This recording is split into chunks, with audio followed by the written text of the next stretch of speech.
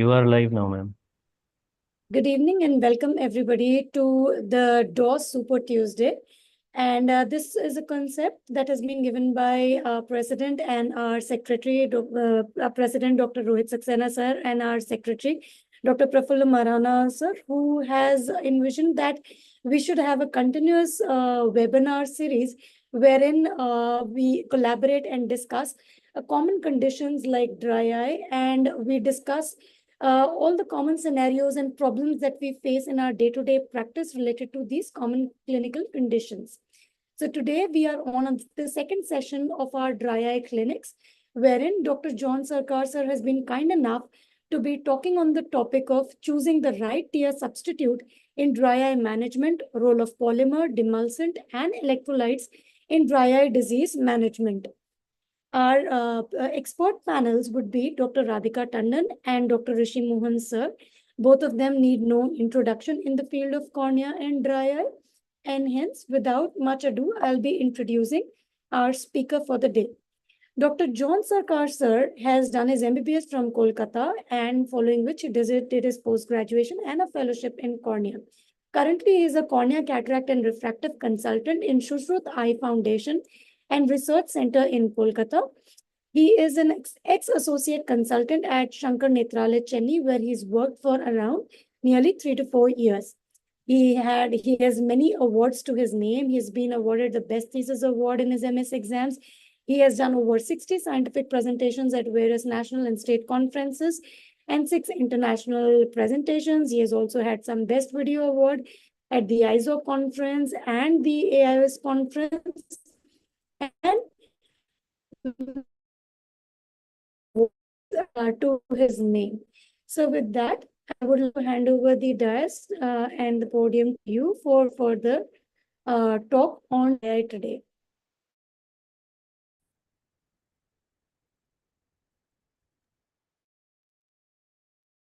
Thank you, Dr. Pranita, for your kind words. I would like first to thanks to DOS for giving me the opportunity to be part of this nice scientific fest. So without wasting much more time, I'm sharing my screen and I think Radhika ma'am has been kind enough to join in this session.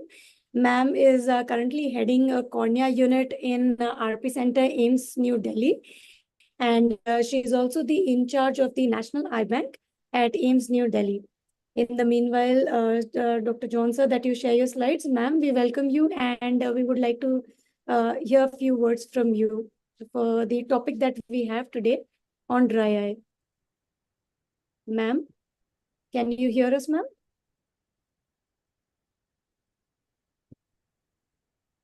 Dr. Radhika ma'am?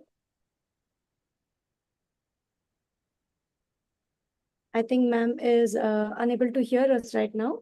So, sir, you can we can continue with your presentation, sir. may I start? Yes, yeah, please. My screens are visible? Yes, it's visible and you're audible. It's full screen as well. Thank you very much. So, good evening to all of you and respected seniors and my colleague. So, I'll be presenting choosing the right tear substitute in dry eye management.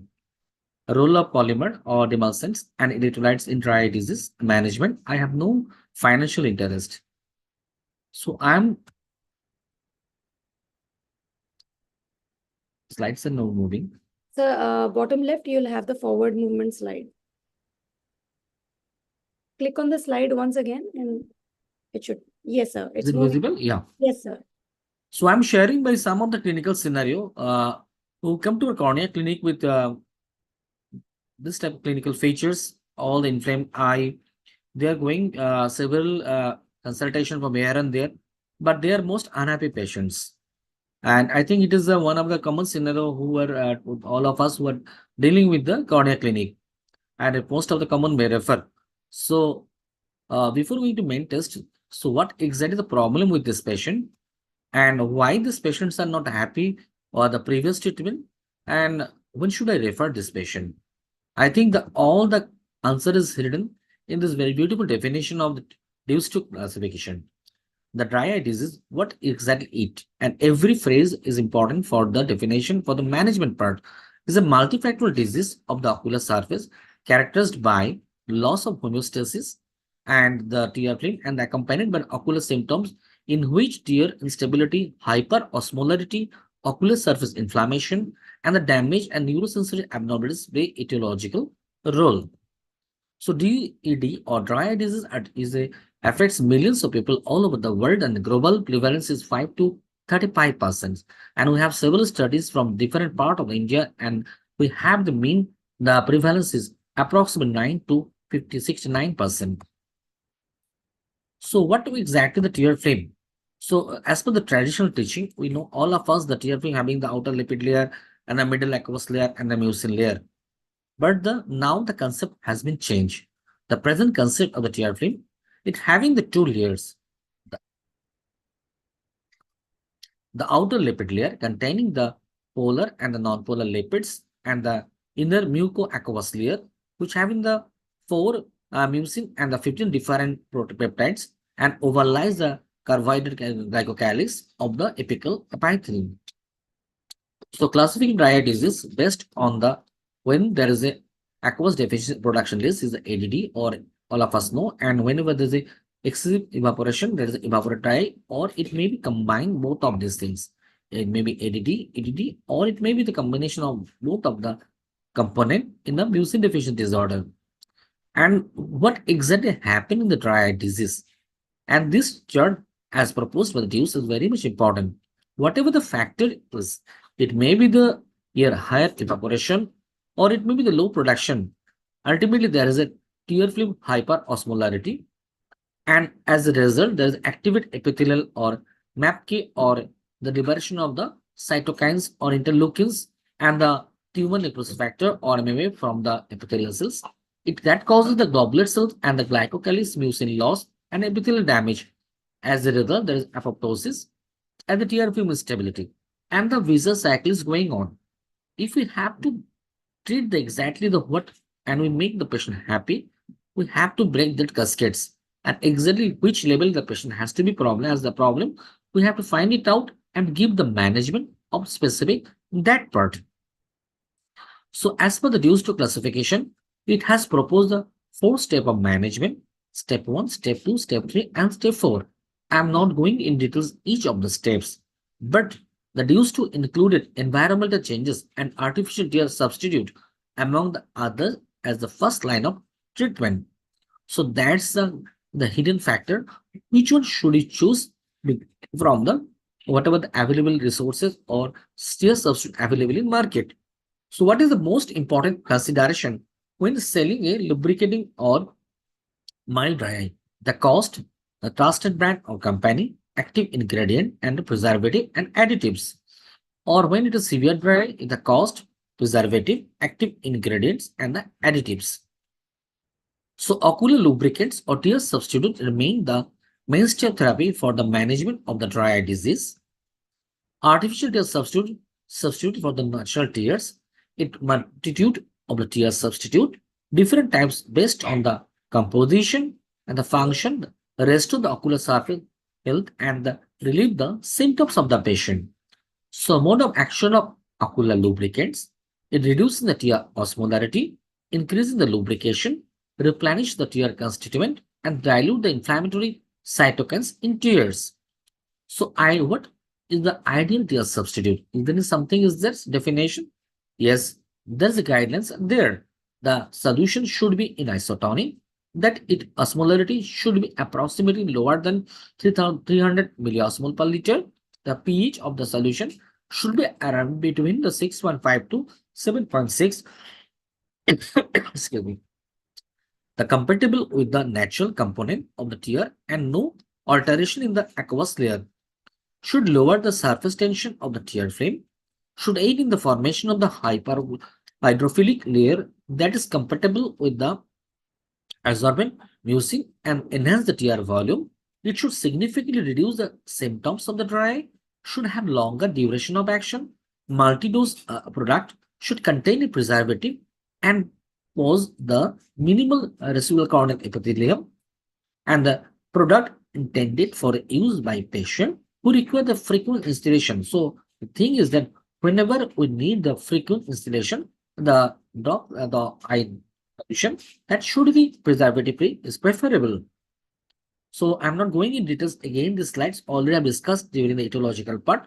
So it has the following component. The normal tears contain the water, mucin, lipid, electrolytes, and the protein or that mainly acts as an enzyme or properties. Tear film architecture in the healthy and the severe dry, which is demonstrated by this picture. We can see that it having outer lipid layer and inner mucous layer, which having the multiple cell-forming mucin and membrane-sparing mucin, and it has some of the immunoglobulin and the some of the your immuno and component active component is there. Whereas severe dry eye patient, they lost this aqueous and the mucin layer, which had clinically is can characterized or quantitatively measured by the TBUT, or it can measure by the quality of the tear by the Sharma test and the fluid and the quantity of the measure and the how the ocular surface by the fluorescence and the staining of the ocular surface. So artificial tear substitute directed at their replacement or the manufacture to the include the ingredient that would address each of the deranged aspects of the dysfunction, and this has resulted in the several and the permutation and the combination of the ingredient that would best suit for the particular form of the dry eye disease or particular pathology of the dry eye disease. So types of artificial tear substitute. It based on their degree of the interaction with the eyes. It has been divided grossly in three components. Whenever we have to choose the artificial tear substitute, having the wetting agent, multiple action tear substitute, and ocular surface modulator. The wetting agents, the molecule that can lubricate the ocular surface and have a limited residence time.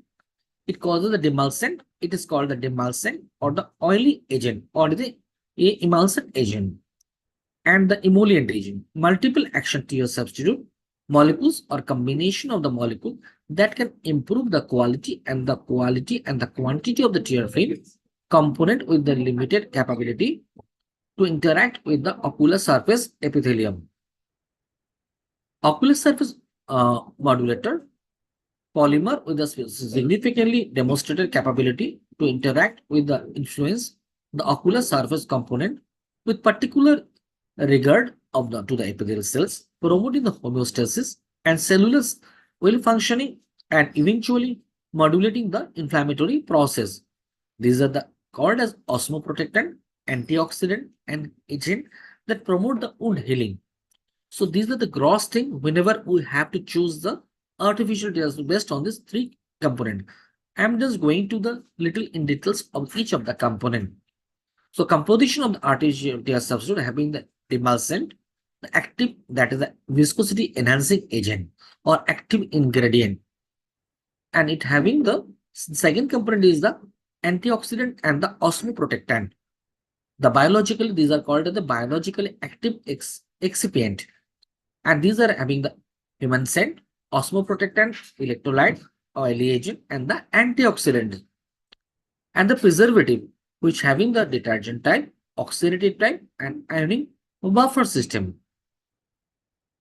So what is demulcent, or also referred as a lubricant or active ingredient?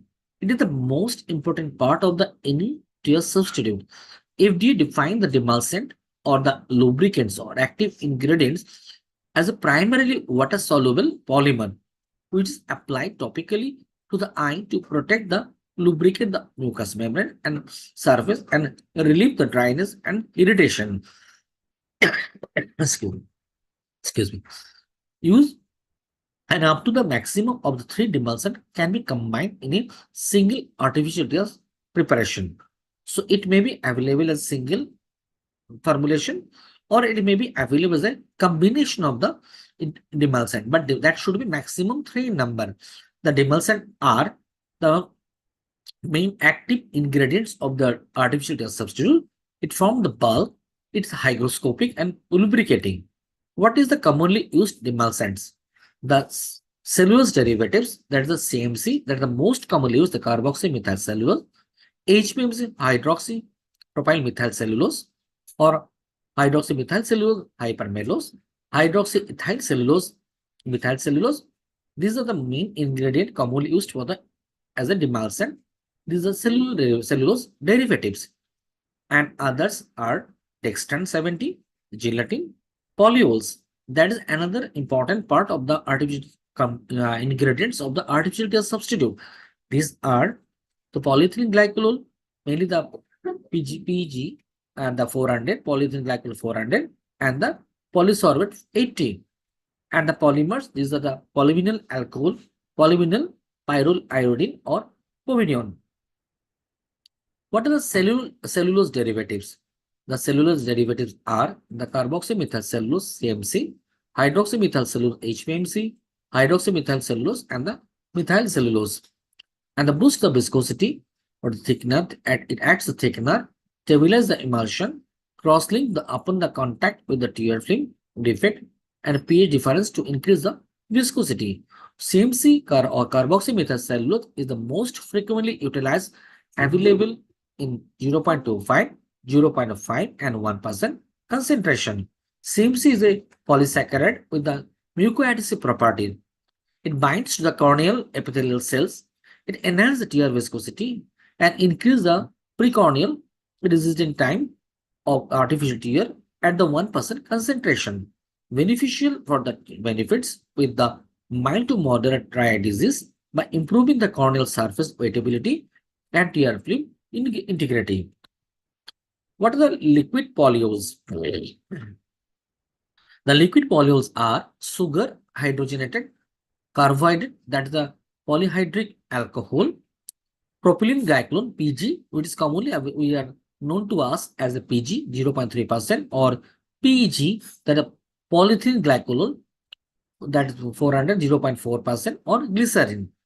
And it forms a cross-linked mucomimetic layer when combined with the HPGOR, and it will be giving the better lubricity and better than HPMC and the CMC.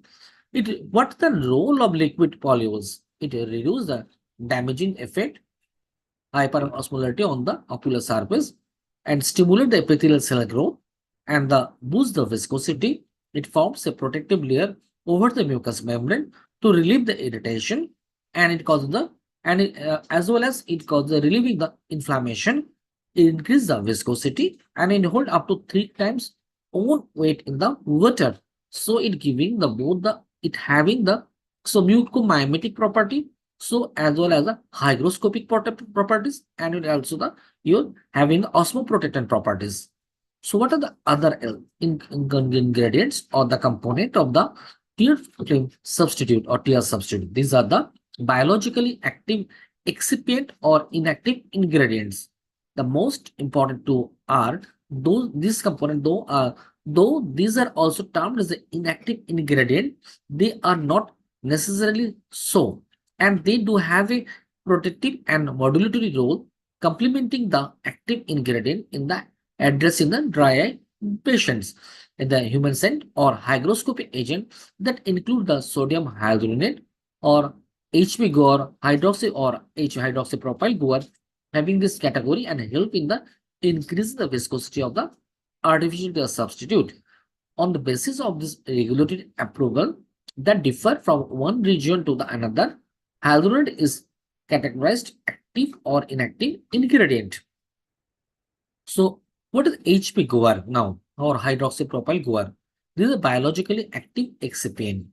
HB-GOR hydroxypropyl GOR is a gelling agent, is a high molecular weight, water soluble natural polysaccharide, and it buffered with the borate or sorbitol. So pH depends upon the polymer. At pH 7, it stays the liquid. At pH above the 7, HB-GOR undergoes cross-linked and gelling with the borate. HB-GOR mimic the mucin layer by binding with the cornea and strengthen the attachment to the aqueous layer, mucin layer with the aqueous layer. So it having the mucomimetic property, and HB-GOR stabilize the tear film by increasing the viscosity. So its mainly action is an additive effect, and it giving the just the same effect as the sodium hyaluronate, and additionally it has changes a molecular pattern along with the pH of the eye. So it is one of the ingredient whenever the patient have the hyperosmolar tear. So HB-GOR stabilize the tear film stability by increasing the viscosity. Excuse me. These are the electron microscopy picture which showing this HP Goer or polyethylene glycolon or PG rapidly spread across the ocular surface. The element of the HP Goer or polyethylene glycolon or PG enter and disperse into the tear layer is the component cross-linked to the provide a highly viscous and elastic coating. HP Goer and promote the disruption of it promote and it prevent the apoptosis of the cell and replenish the unhealthy cell with the healthy cell. So these are the combined effect of the HP Goer or with the your excipient. So what is the sodium hyaluronate? An excipient that is also an active ingredient. Hyaluronic acid is a high molecular weight, naturally occurring glycosaminoglycan and polysaccharide.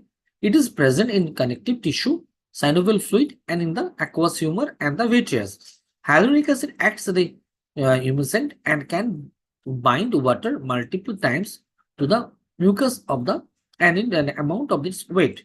Sodium hyaluronate is a semisynthetic smaller molecule weight sodium salt derivative of the hyaluronic acid. Like hyaluronic acid, sodium hyaluronate also act as a humescent and to provide the additional hydration. So these are hygroscopic, what they hold the water. It mucoadhesive properties are also proposed in increase the corneal residence time.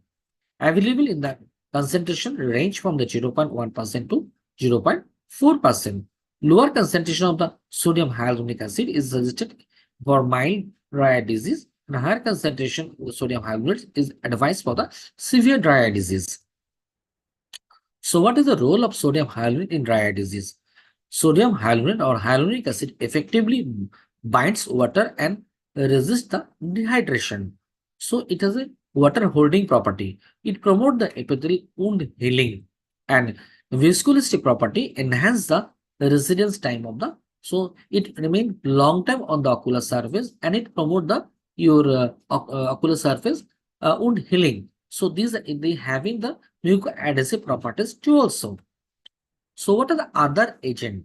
The other agent are it may the polymers, that's a carbomer, or polyphenol alcohol 0.1% to 4%, or polyvinyl pyroiodine or the povidone due to the 0.1% to 2%. So what is the roles of polymers? It incorporate with the existing oil layer, increase the retention time and reduce the evaporation, lower the tear viscosity and integrate with the existing oil layer and thicken and it reduce the evaporation. Dextran 7 or it improve the mechanical strength of the tear film. Gelatin 0.1% is the gelling agent and carbomer is the polyacrylic acid and it is one of the important ingredient and it is at the effect of the tear which having a good retention time on the ocular surface and it prevent the your apoptosis and the replenish the and the having this good effect on the wound ocular surface wound healing properties. So what is the preservatives? It increase. Why should we use the preservative? Whenever the questions comes for the tear substitute, then we should know the some things about the preservative. We should have a clear conception of this preservative part. So what is the preservative? To increase the shelf life, prevent the contamination. So these are two types, or the detergent type and the oxidative agents. The detergents one bench alkoxide or back one, that's the most common. There's a cetrimide and the polychloride. And the oxidative agents are minimal. These are minimum toxic, and this causes the sodium perborate or stabilized oxychloro complex. So most of the time, whatever the tear film we are using, if it is using for the long time or more frequency dose needed, it is our common thought process or plan of action. We prefer the preservative free artificial tear substitute. So what is back or bench alcohol provide? The toxicity depends on the concentration of the which concentration it has been used and incorporated in the tear substitute, frequency of the administration, severity of the ocular surface, level of lacrimal secretion, long-term damage to the conjunctival and the corneal cells, and intercellular junction, microvilli, and eventually epithelial desquamation. It reduces the goblet cell density and damage the mucin layer too also. And this is the clinical picture. You can see with this patient having the this is the back of this having the agent toxicity, which that showing the patient having the intense corneal staining for prolonged use of the preservative containing the anti-glaucoma medication. So what is the oxidative preservatives? It stabilize the oxychlorocomplex or fluorides. It stabilize the oxychlorocomplex, chloride or chlorate or chlorine or oxidase distress. And when it composed with the atmosphere, it break down into the cation and the anion component. So oxychloroc component is the antimicrobial. The chloride part of these things is the antimicrobial action. The chloride dioxide in an acidic microbial environment interfere with the microbial protein synthesis too also. So oxidative preservative, the sodium perborate, it having the sodium perborate, it also divided into H2O2 or hyperbaric antimicrobial properties too also. So decision now it's come to the point we have go through the all the ingredient of the tier. I mean, which the component, what are the different part of the tier substitute, what is the ingredients of the tier artificial tier substitute. Now the part has come the decision tree. So now is the most critical part and the most of the I mean the scientific part. Which thing should be choose for my own patient for the use of the preservative or preservative free drops in the treatment of the dry eye disease. Suggested the clinical decision tree for use of artificial tear in patient with the dry eye disease. Dry eye disease can confirm according to the reduced to classification diagnostic criteria and symptoms and signs whenever they're present. Now the count we have to diagnose, we have to give the treatment for the patient. To classify the subtypes, whether it is an evaporative one, that is the more evaporation, or it is the aqueous deficiency already ADD, or it is the combination of the both, and in order to select the appropriate management. So the stage 1 management is use the drop preserved with the agent other than back and can be considered. In stage 2 or severe cases, the management, whenever patient needs a long-term or frequent installation of the artificial tear substitute, stage 2 management, it is the preservative-free eye drops are preferable. So artificial tear may often be used as an adjunct therapy in combination with other your antimicrobial, I mean your tear substitute and treatment option as written by the TOFS and the reduced to classification. When drops are considered, the flow diagram in the intended to represent the conclusion and review about the option for the inclusion and preservation preservative in those formulation. So electrolytes and all the tear substitute are formulated as a solution consisting of the ionogenic and electrolytes to achieve the tonicity and the maintain the pH of that solution. The electrolytes determine the tear osmolarity. Ions such as the cation, the sodium and the potassium and the calcium and the anion like the chloride bicarbonate ion and ratio of the divalent to the monovalent cation provide a buffering capacity to the pH of the tear and controlled in the intercellular and the external matrix water flow and the ocular surface determining tear solution, the concentration and the pH of the solution. The divalent cations like calcium and magnesium, the levels in the tear increase the lipid layer and the aqueous layer interface of the lower surface tension of the tear film. Calcium ion play an important role in the cell adhesion. Copper and magnesium acts as a coenzyme. So what are the other additives? The osmoprotectants to prevent the apoptosis. Those are L-carnitine, erythritol, betaine, sorbitol, and glycerin, and the trehalose. They have the very wonderful anti-apoptotic action, and they have the tissue remodeling properties. So most of the new formulation, they incorporate the L-carnitine and the trehalose in their preparation too also. Oily agent, the phospholipids to replenish the lost lipid layer, and antioxidant is the vitamin A, vitamin E, and the coenzyme Q10 or the lipoic acid are incorporated as an antioxidants for the artificial tear substitute. So which lubricant should I choose for my patient? The lots of dilemmas are there. The choice of the artificial tear substitute or it is depends on type and the severity of the dry eye, frequency and duration of the use, cost and the availability, packaging and the easy of the handling, patient response and the clinician preference. Each and every eye is different. So each and every situation is different. So on the basis of the patient's own clinical presentation, sign and symptoms, the respective doctor is the best judge to start the medication, whatever the best for this patient with minimal surface toxicity and maximum effect with the good compliance to the patients. So this chart is very important for that. The category of the ingredients of the tear, artificial tears targeted dry eye disease signs. So here in the left side, the category of the tear substitute. The very beginning, we have divided three parts. That is the among the ingredients of the tear substitute. That is one is the wetting agent or lubricating agents or excipient. That is actually another part is multiple action tear substitute, and the third one is the ocular surface modulator. So first we go to the category of this substance, that is the wetting or lubricating agent. The wetting and lubricating agent, already we have discussed the thing that is the CMC and the HPGUR, sodium hyaluronate, all those are belongs to that category. So targeted dry eye disease, whenever the tear film instability is there. So whenever the tear film instability, it may be due to increased evaporation or evaporative dry eye disease or MGD or associated disease and aqueous deficiency whenever the production is less or decreased wettability whenever the mucin deficiency is there. So that three can causes the tear film instability. So the category of ingredient, so oily agents, whenever there is increased evaporation, we have to give the some of the oil agent to cover up the prevent the evaporation.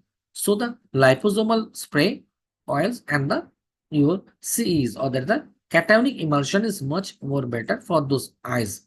Second, whenever the production is less, so we have to give the some of the replacement of the aqueous layer. So the viscosity enhancing agent, like most commonly use the CMC, carboxymethylcellulose, carbomar, sodium hyaluronate, HP-GUAR or hydroxypropyl-GUAR, or ingredients or the electrolytes we are using to enhance the action of this layer is the sodium chloride, calcium chloride, magnesium chloride, or potassium chloride. Whenever there is a decreased wettability, whenever that may be due to the mucin layer deficiency, though the viscoelastic enhancing agent like CMC, carbomers, and the sodium hyaluronate and HPGUR are one of the most important things. So it replenishes the lipid layer and part of the aqueous layer also, and giving the most comfort to the patient. Now come to the point of the multiple action tear substitute. The tear film, whenever there is a tear film hyperosmolarity or ocular surface cell apoptosis are there. So whenever there is a hyperosmolar tear, there is a tear production is there, but that tear is called a bad tear. So they have the hyperosmolar tear. So we have to give in some of the osmoprotectant for those eye.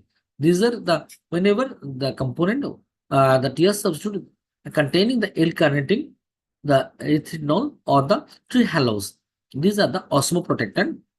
Antioxidant like vitamin A or E or Q10 and cytoprotective agent like the trehalose and agent promoting the wound healing like sodium hyaluronate, CMC, carboxymethylcellulose, and the CE or the cationic emulsion. That is a whenever that all those components is work very wonderfully whenever we have to address the your hyperosmolar tear or patient having the these are the belongs this component of the tear film belongs to the multiple action tear substitute, and it acts well on the aqueous layer and the mucoadhesive properties to retain for the long time on the mucin layer and it helps to hold the aqueous layer over the mucin layer.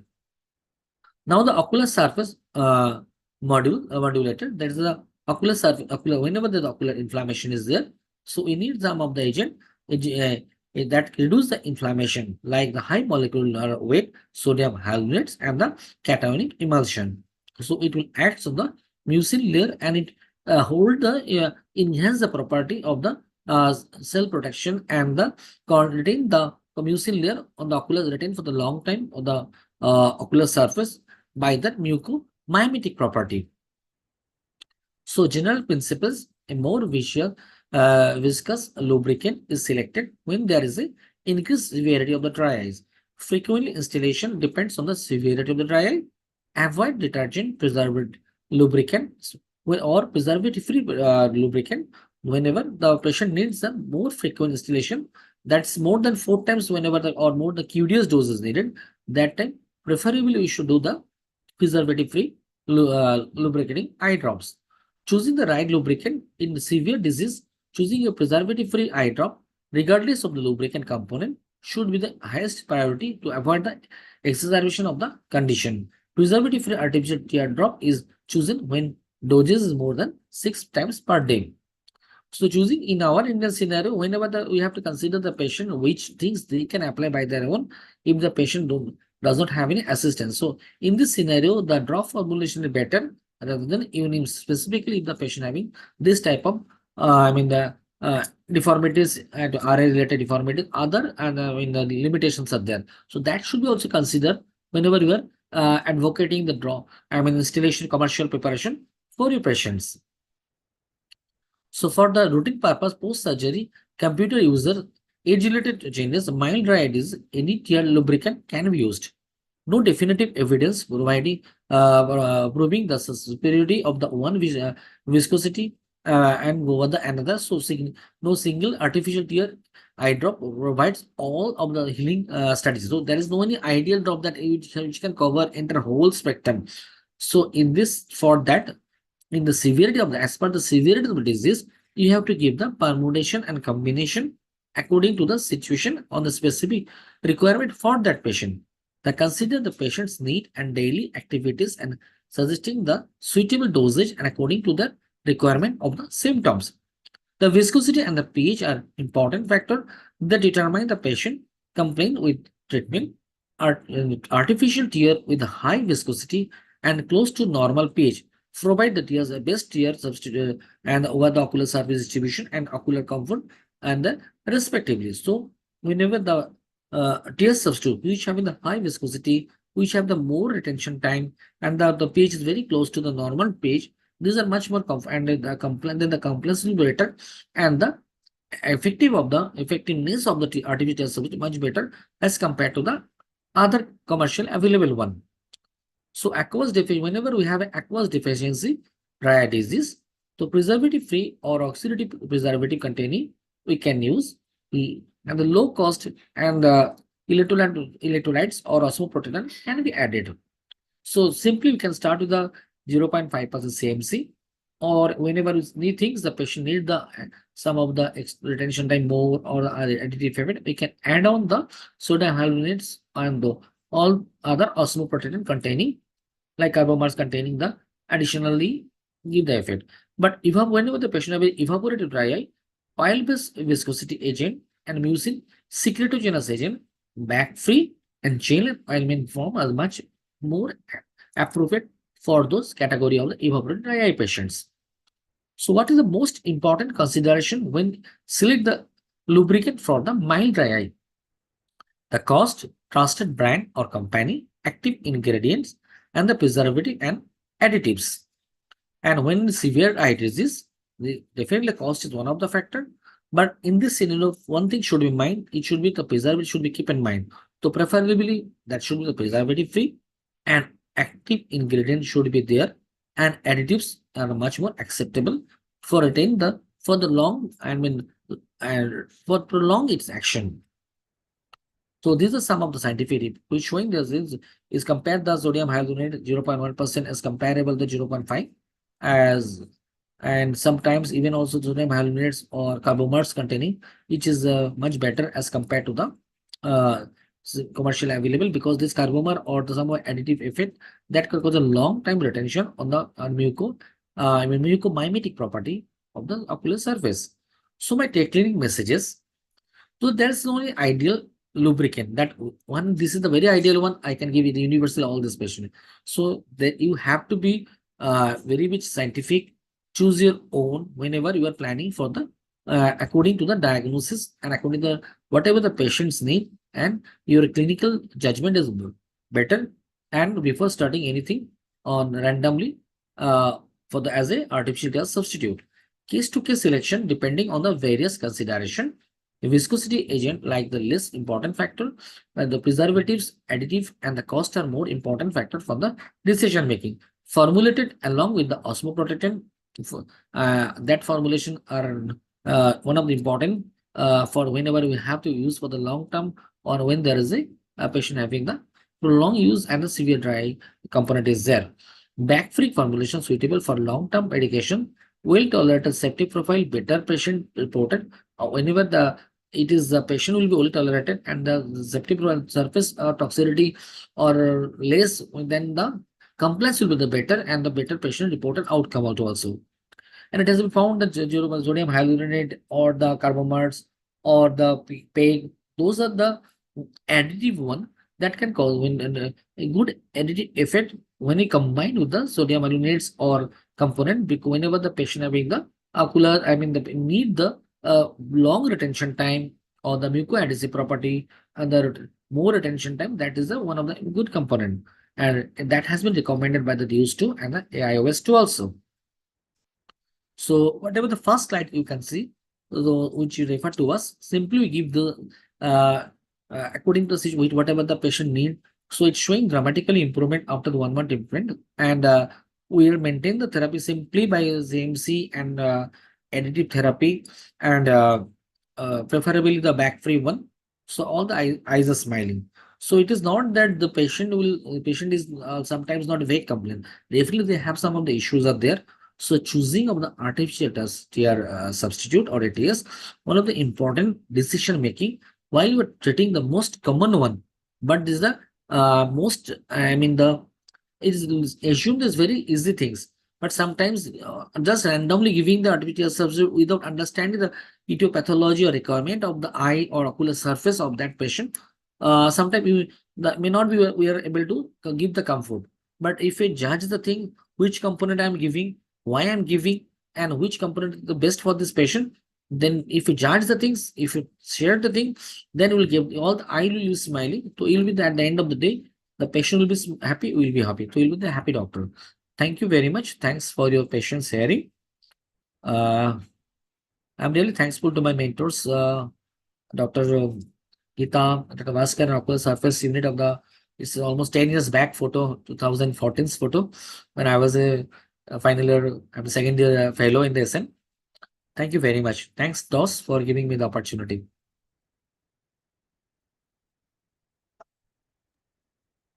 Thank you so much, sir, for that wonderful presentation and exhaustive discussion that we had. I think you've really covered every aspect of dry eye lubricant composition, component, advantages, disadvantages.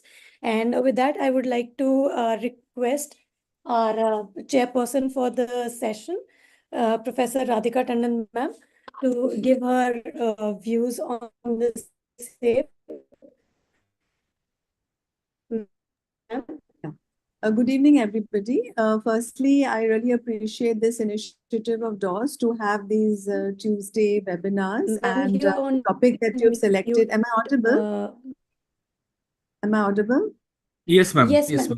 Yes, ma'am. We can hear you. Yes. So I appreciate that the topic that you've selected is also very relevant, and it's sometimes quite confusing for people as to the whole spectrum of medications which are available and how to go about it. So Dr. John Sarkar had very nicely summarized, and as he explained himself also, you need to have a little bit of technical knowledge about the basics of the molecules and the rationale for why there are so many and how to use them, when to use them, and how to mix and match. One has to be a little bit conscious that there's a whole spectrum of patients in our country, and definitely there are people who find even these lubricating drops extremely expensive. So when you have a patient who's come and is, using a particular prescription, and then you quickly change it around, patient suddenly feels that, oh, this has been prescribed and I have to immediately change, and they have some medicines left, and then they throw it, and so one has to be a little bit sensitive about that, and be very sort of logical and judicious You can always tell them that what you have, you finish, and then you start with the new one if it's like not a major issue. And sometimes it's also useful to give them 2, 3 options and tell them to use of maybe the same type of lubricant, and then tell them you try one bottle of this, the next time you take the alternative one, so that they can select for themselves. They should not feel that they have to buy the more expensive brand. You have to, naturally, depending upon the patient's condition. It's to be appreciated that a lot of the companies have realized this, and they're giving larger volume bottles also. So 5 ml and 10 ml or 10 ml bottles are also available. But it is important to explain to the patient that the sterility of the medication is actually guaranteed for what is mentioned on the bottle. Usually they're 1 month, though now there are some newer varieties who have a filter, and you do not have to discard them after 1 month. They have a little longer shelf life after the bottle has been opened. Apart from that, I'll say that as he's covered all the subjects, it's not only about medicine, it's also about lifestyle modification, and also to convey to the patient that it's going to take some time, and you're welcome to go elsewhere, but then you'll just be going to different doctors. So don't give up if you don't get immediate relief, but keep a diary, note it down, and then come back. So that's better rather than keeping on changing doctors, and then they keep changing the medications and they get thoroughly confused. So it makes sense to go back to the same person after a gap, and then have a more, sequential kind of a follow-up and appropriate intervention. So that's what I wanted to share. Thank you. Thank you, ma'am, so much for your views, for your valuable opinion on this topic. And we would also like to thank CIPLA for sponsoring this program of dry eye, in which we are learning from each other what to do and what not. And recently they have come up with this new drug, which is Flogel Hydra, which in addition to the hyaluronic acid also has the polyethylene glycol 400 and propylene glycol eye drops, in addition to the sodium hyaluronate that we all have been using. So other options are Flogel HA and Flogel Ultra and Flogel that we've been commonly using. So we would like to thank CIPLA for helping us with this webinar, and wherein we are sharing our knowledge on the topic of dry eye. And we also have with us our discussants and panelists. And I would like to request we have Dr. Gunjan Buddhiraj and Dr. Surabhi with us, who are here to discuss this topic. If you have any questions to raise to Dr. John or Dr. Radhika ma'am, you're most welcome. So Dr. Gunjan, do you have anything to ask? Yeah. So thank you so much for including me in this webinar, and very nicely covered, Dr. John. Can I ask Radhika ma'am a question? Ma'am, are you there? Okay. So ma'am, do you prefer to give oil-based lubricants in evaporative dry eye patients, considering it causes a lot of blurring of vision also, and consider the cost of the lubricant also? I do give oil-based if they have evaporative dry eye, but I usually give it at night because it gives them, now you would argue that there's no evaporation at night, but the thing is it's designed so that it replenishes the oily component of the tear film, and then it has its effect the next day. So I usually use it at night. And you have to warn the patient about the blurriness. The blurriness is not for a very long time. But yes, once they know about it, they accept it. And of course, if it's a very severe evaporative dry eye, then you have to use it twice a day. And then you tell them that in the morning, put it so that you have around 15 to 20 minutes to half an hour to settle down before you proceed with your daily activities. Thank you, ma'am.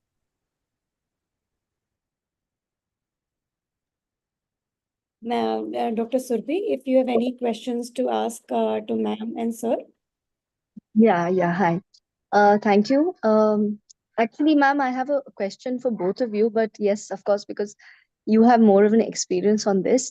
When you see a patient of any systemic autoimmune conditions, when you get a scan done, the meibography shows that all the glands have actually been, they're blocked, they're absent, they're almost over and, completely out. So when they're already blocked and completely gone, ma'am, in such cases, what would be the what kind of a response do you expect in cases where you're giving these oil-based drops? And because obviously it's a systemic condition, we have to treat that part as well. How much of an effect and which in your hands has helped the most? That would be my first question first. Yes, ma'am. Yes. So a lot of the end stage ocular surface effects of these systemic autoimmune diseases does completely wipe out the meibomian glands. And there the oil-based treatment is giving you an alternative source for the oily component of the tear film, because there's none being produced by the patient's natural glands. Yes, ma'am. And of course, not all patients, like you may have rheumatoid arthritis, SLE, which may not always have complete wipeout of all the meibomian glands.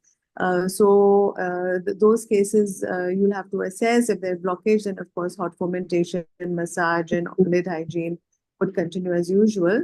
But if you have complete loss, then the oil-based products have to be used, because they do require a lipid layer So, to so how protect much of an the. effect have you seen, ma'am? Because I sometimes wonder if we're really treating it and giving them an effect, because I usually don't prefer to change too many drops, ma'am.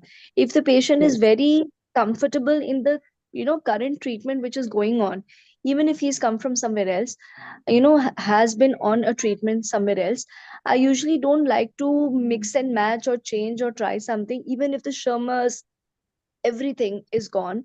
But symptomatically, if the patient is happy, I usually don't prefer to change, because maximum thing we want is symptomatic relief. We really can't do much about that any which ways. The other things which are there, the parameters. In your hands, in your practice, which is the oil-based drop which you feel would actually has been, helping these kind of patients? Okay. So Yeah. as you correctly said, that if you have a patient on medication and is comfortable with their current regime, is not having any discomfort or is tolerating it well, then you don't disturb it. You don't, supposing they're not using a lipid-based product, but they are okay, then that's fine. You don't have to essentially provide it. So usually, but if supposing I feel that there is a need to replenish the lipid component, usually what I do is I start with one of these liquid paraffin ointments, which they put at night. So that would be though there were not a lot of them. Earlier there used to be Corny gel, which then went out of the market. Fortunately, some have come back. So we do have Evolve All gel. We also have Aqualube PM, Soft Gel PM. So they So there all are a work on few. the same. They're all fine, ma'am. Yeah, they do work and they're all fine. They all do well. And then now one of the allergen products, or the Alcon product, one of the Sustain products now, is it Sustain Complete or Complete. Sustain Hydration? One of Complete them, Sustain hydration. Complete. Complete. Yeah, so Sustain Complete has a little bit of a lipid component, like an emulsion. So that's another. So that's a little bit beneficial, that you can use it for evaporative dry eye in the day, like twice a day, and then they can use the ointment at night. But Thank you. as you correctly said, if they're comfortable, then it's fine. And you have to see what kind of symptoms the patient is saying, Yeah. mentioning. And yeah. And then you have to also say, you try this. And if it's terrible, you don't like it at all, stop it. And if it's good, you come back and tell me about it. Yes. Yes. Ma'am, one more thing. Ma'am, have you noticed any burning or stinging sensation with these oil-based lubricants when you prescribe to the patients? Because some of these patients who, for whom the evaporative component is not too high, if, Evolve Excel I used to prescribe, they used to come back that Gentil was much better or IMIS was much better than Evolve Excel. So, Right. Yeah, because you see, Gentil and this IMIS gel, these HPMC based gels have a cooling effect. They're very cool gels. So when they put it on the eye, they have an inherent cooling. Whereas the paraffin ones give a little heating effect. So they can have little burning and irritation. It can happen. So so you have to see if the burning and irritation is only sort of momentary, and then after some time they feel a relief. But obviously, if they're having an irritation which is like unpleasant and it's continuing and there's no benefit, then you tell them not to use it. Ma'am, may I add something? Yes. Yes. Just what the Dr. Pranati was sharing, that's quite obvious. We have seen, ma'am, specifically the patient doesn't have any very much evaporative component, mainly the chronic ASJS patient. Whenever we put the little bit of gel or something, next morning we thought that it will remain long time over the surface, so compliance will be the better. What I personally observed that thing, the patient next after 7 days when I review, they come back before that, they say this one is very stinging and you have lots of surface inflammation. In this scenario, definitely they have lots of toxins are there. What I personally observe, those type of patient, they are clinically and symptomatically very much comfortable with the simple CMC, carboxymethyl cellulose. And you can give the additive whatever the normal traditional teaching, that lead hygiene all, because that's a lots of copious toxins liberation, and there is a mucin, copious mucin. White or distal, sometimes we confuse that they have in the NLD block or distal, because they have a hyper secretion of mucin. And on top on it, if we give the some of the the hyperlipid containing or the oil-based solution, that causes the more surface inflammation. So if we give the simply the CMC or the your HbMC simply 0.5%, 1%, that causes the wash out the thing, and the they give the patient symptomatic relief also. And what we personally observe, that if the patient severe dry eye, those type of mainly SJS patient or OCP patient, if the NLD is patent, so giving the punctal occlusion, they give the immense effect, because sometimes what happen, they are economically, if the patient is economically little bit of lower side, they are not able to come, or they are not stop the medication, give the, sometimes they do the self medication with the steroid drops, because putting the steroid drops, their willing eyes dramatically red. So in this scenario, if we do the punctal the cautery or something, punctal steno occlusion, so it giving there is a pool of the aqueous is there, and tear is there, and that causes the surface worsening dramatically. Next morning, patient symptomatically better and reduce the surface and the symptom and signs. You can see the surface inflammation, tear, meniscus height, all are improved.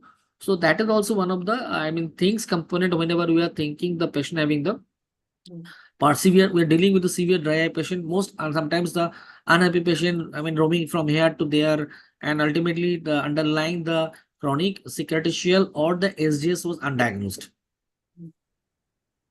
Thank you so much, sir, for your inputs.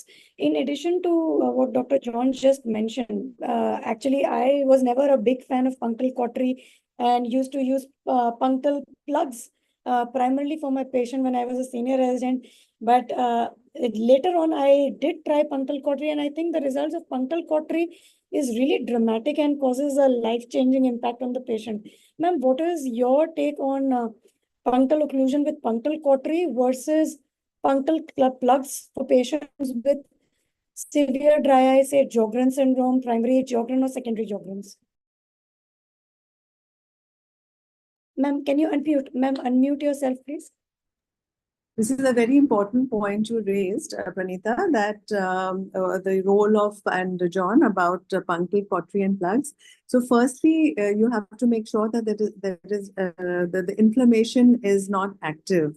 Because if you have an inflammatory dry eye where it's red and you have to see clinical signs of inflammation, then if you occlude the punctum, those toxic inflammatory mediators have nowhere to go, and then they can actually have an increase in burning and irritation afterwards. So provided there is no active inflammation, it's not an inflammatory dry eye. For example, Steven Johnson in acute phase would be inflammatory, but a lot of them in the chronic phase, when the acute phase is gone, then there's no active inflammation. So yes, it could be used in that. And there are many other conditions of non-inflammatory dry eye where punctal occlusion can help. Now, still to be on the cautious side, you should use a temporary plug first, and then don't do both the puncta. Do one first, confirm if the patient is comfortable, and then scale up. You can do both, and then afterwards, if the patient is comfortable and definitely relieved, then you go for the cautery, because cautery is an irreversible step. So ideally, I would always encourage you to make sure that there's no active inflammation, and after that, go for a temporary occlusion first, and then go for the cautery. And as Pranita said, punctal cautery, and John also, that is a very good procedure, because you've done it, and then patient is all the tears are retained, and then they don't have any problem often. Yes, ma'am. Thank you so much, ma'am. If do we have any more questions? Yeah, Dr. so One more I question. had One one. more question. Please, please. Yeah, yeah. No, no, it's okay. So, Please. ma'am, what? Of the from question from all the house, like, what lubricant do you choose for patients to put over contact lens? I mean, do Yes. So firstly, patients who are using soft contact lenses for just cosmetic use, even they do have a tendency to get a dryness. So I would prescribe CMC 0.5% for them to use because when originally we started using sodium hyaluronate was not that popular, and it was option was HPMC or CMC 0.5%. So CMC 0.5% is a good option. However, and it has to be a preservative free. Now that we have sodium hyaluronate is better because it has a better retention time, and so therefore the first choice would be one of the sodium hyaluronates. It depends upon how long they wear the contact lenses. If they're wearing it for a short time, then you would always good to put anything before and after the contact lenses. But yes, if they're using it for 8, 10, 12 hours, or if they have a dry eye and require it, then one could use either CMC 0.5% or the sodium hyaluronate eye drops, preservative free. If they're using RGP lenses, for example, rose K lenses or scleral lenses, etc., then again, don't use the very thicker sticky products because they tend to crystallize and lead to sometimes even foreign body kind of a sensation. So I would say that use the more dilute varieties, 0.5, then avoid the 1% CMC. You can use 0.5% CMC. You could use sodium hyaluronate as well, but I would prefer to use a CMC 0.5%. thank you, ma'am. So I had a question. John, if you have to choose a sodium hyal along with the trehalose, most of them come with it. Have you seen any benefit comparatively to the other ones which do not have? There are some which don't have also, because they have advocated that trehalose does help a lot. Have you personally seen any kind of cases? Yes, yes. So those who are actually having the your both the most of the component is there. Both the mainly I have seen the sometimes the patient having the ADD is there and part of the MGD also there. So simply we need some of the component which having the both the your reduce the surface inflammation as well as the mucoadhesive property. And trehalose having this thing, so this is an additive effect. And recently we just attend one of the semi. I think the Pranati was there also. Even Rohit Shetty sir was showing how the trehalose is improving the cell. I mean the morphologically. Though it's in vitro also. So it has definitely clinically we observed. Though patient those who are having the both shots of the combined effect, but you are giving the simply the MGD or medication like even also we can incorporate the sodium hyaluronates by thinking that it has a mucoadhesive property, long retention property, what the madam was mentioning, like, and it will be compliance will be the better. But in some sorts, actually, some sort of the inflammation is going on. But when the component which having the trehalose or the your other, I mean, component is there, the L-carnitine containing. So these actually they improve that they reduce the your cell I mean compliance. I mean the cell homeostasis when ocular surface the apoptosis reduce the things. So practically that part of the that mixed one is really work. Trehalose containing one. And specifically, even also if you are giving the PRK patient, if you do the PRK, once the epithelium is healed up, if you these things, the I mean the symptom, they are much more symptomatically better. Cell addition property will be the better. And though there is initially after installation, little bit of blurring will be the for couple of minutes or something. That's normal. If you can't say that there is not blurring, is definitely there is one. But after a few blinks, the blurring will be stopped. But the patient himself is and I mean the saying that see, this one is much better than the previous one. The which one we are giving the simply the CMC first shot. But whenever the patient having the BCL, once they remove the BCL and once the surface epithelial, we give in the TLS containing the mainly the sodium hyaluronate one. Those are practically expensive because the cells are very newly I mean regenerated cells. And the patient symptomatically better, and there is no stinging sensation, surface, and that long time, I mean retention time is much better. So compliance will be the much better. Thank you. So are there any more questions? So if we don't have any more questions with that, I think we'll come to an end to this session. Thank you, Dr. John Sarkar, sir, for that elaborative talk and for all the discussion and solving all the queries. And thank you, Radhika ma'am, for being with us here and sparing your valuable time. And thank you, Dr. Surbe, Dr. Gunjan, for making the session all the more interesting with your questions. Thank you so much. Thank you. Good night. Thank Thank you. Thanks, ma'am. Thanks, Dr. Pranati, for giving me the opportunity. So I'm just saying this from eastern part of the India to another central part. Thank you very much for giving me the opportunity. Thank you. Thank you. Good night. Thank you. Good night. Good night, everyone.